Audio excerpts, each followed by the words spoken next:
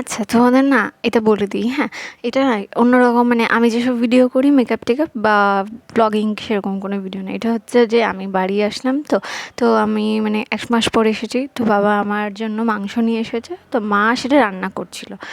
তো সেই জন্য আমি ভাবলাম যে রান্নাটা দেখিয়ে দিই একবার। তাহলে আপনারাও বাড়িতে করলে এভাবে রান্না করতে পারবেন।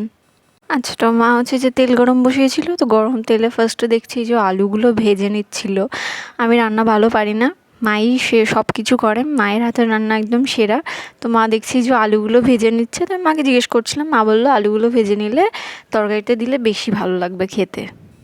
আমার মা না খুব লজ্জা পাচ্ছিল। এটা হচ্ছে আমার মা। মা ক্যামেরার সামনে বেশি আসে না তো মা ভীষণ লজ্জা পাচ্ছিল আর এই যে লজ্জা, লজ্জা মুখ করেছিল। আমি বলছি, "লজ্জা পেও না।" যাই হোক, তো আলুগুলো এই যে ভাজা চলছে। তারপরে আলুগুলো উঠিয়ে নিয়েই না মা দেখলাম ওই সেম গরম তেলটাতেই তেজপাতা আর এই যে পেঁয়াজ, টমেটো কুচি এইসব করে রেখেছিল, এগুলো দেখছি যে মা দিয়ে দিল। তো মা বলছে যে এটা এখন ভাজা ভাজা হবে। তো মা এই যে এটা তেলে দিয়ে দিয়েছে, ভাজছে। তারপরে হচ্ছে এই পেঁয়াজ টমেটোর মধ্যে মা এই যে দিয়ে দিচ্ছে হচ্ছে নুন। আপনারাও স্বাদ মতো নুন দিয়ে দেবেন, যে যার মতো যতটা নুন খাবেন তরকারিতে। তো মা এই যে দিয়ে দিয়েছে সুন্দর করে। এবার নুনটা এর সাথে মিক্স করে নিচ্ছে। আচ্ছা, তো এবার হচ্ছে যে মা ওই যে আদা রসুন বাটা যেটা থাকে ওটা দিয়ে দিল। আচ্ছা, আর এই বাটিটা, এই রকম ধরনের বাটি কাদের বাড়িতে ইউজ হয় বলুন তো? আমার বাড়িতে তো যাই ফুরিয়ে যাক সেটাতে করে এইসব মশলা রাখা হয়। তো তারপরে হচ্ছে যে মা এই যে খাসির মাংসগুলো দিয়ে দিচ্ছে। এইবার একসাথে মিলে এটাকে সুন্দর করে কষাবে। এখানে যে মেটেগুলো আপনারা দেখছেন না, ওই মেটেগুলো হচ্ছে আমার জন্য। মেটে আমি একটু খেতে ভালোবাসি, তো সেই জন্য বাবা মেটের দিকে নিয়ে এসেছে। তো এই মেটেগুলো সব আমি খাবো। আচ্ছা, তো ওইদিকে সব কষাকষি সব মাখামাখি চলছে, কিন্তু আরেকটা উনুনে দেখলাম মা হচ্ছে এরকম একটা পাত্রে না গরম জল বসিয়ে দিচ্ছে। তো আমি জিজ্ঞেস করাতে মা বললো যে রান্নাতে যে ঝোলটা দেবে সেটা হচ্ছে এই গরম জলটা দেবে, কারণ রান্নাতে নাকি কাঁচা জল দিলে টেস্টটা নষ্ট হয়ে যায়। ওইদিকে গরম জল চাপিয়ে দিয়ে মা আবার দেখলাম মশলা হচ্ছে যে গুঁড়ো মশলাগুলো হয় না, এই যে যেমন ধনে গুঁড়ো, হলুদ গুঁড়ো, তারপর হচ্ছে লাল লঙ্কা গুঁড়ো, মানে ঝালটা যেটা হয় সেই সবগুলো হচ্ছে মাংসতে এক এক করে দিয়ে দিবে। আর তারপর হচ্ছে যে এবার মাংসটাকে ভালো করে মিক্স করে নিতে হবে, যেন সব মশলাগুলো একদম মাংসর ভিতরে সুন্দর করে চলে যায় আর মশলাগুলো যেন মাংসের টেস্টটা বাড়ায়। আচ্ছা, তো ওইগুলো মিক্স করে শেষ হয়নি। ওগুলো মিক্স করার পরেও দেখলাম যে এই যে কি মশলা দিল একটা, শাহি গরম মশলা মনে হয়।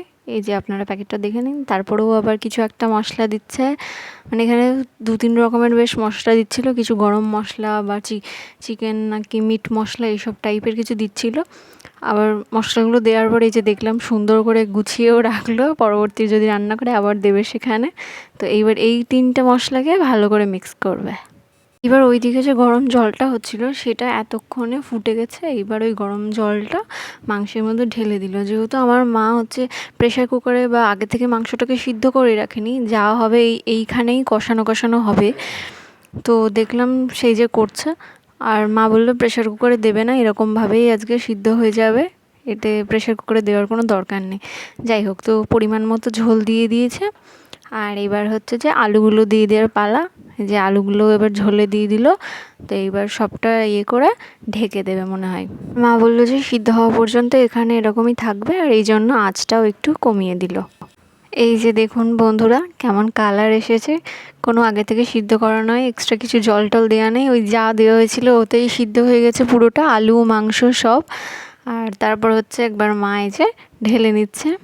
এবার আমরা খাবো। আর কালারটা এত সুন্দর এসেছে, দেখেই আমার লোভ লাগছিল। খুব সুন্দর, টেস্টও দারুণ হয়েছিল। আমি এই যে ভাতের থালা নিয়ে বসে পড়েছি, মাংস, আলু আর একটু ঝোল নিয়ে। তো খুব গরম ছিল, মানে সদ্য নামালো আর আমি ভাতের থালা নিয়ে একদম দৌড়ে মানে খেতে চলে এসেছি। যাই হোক, আমি এই যে মাখিয়ে খাবো।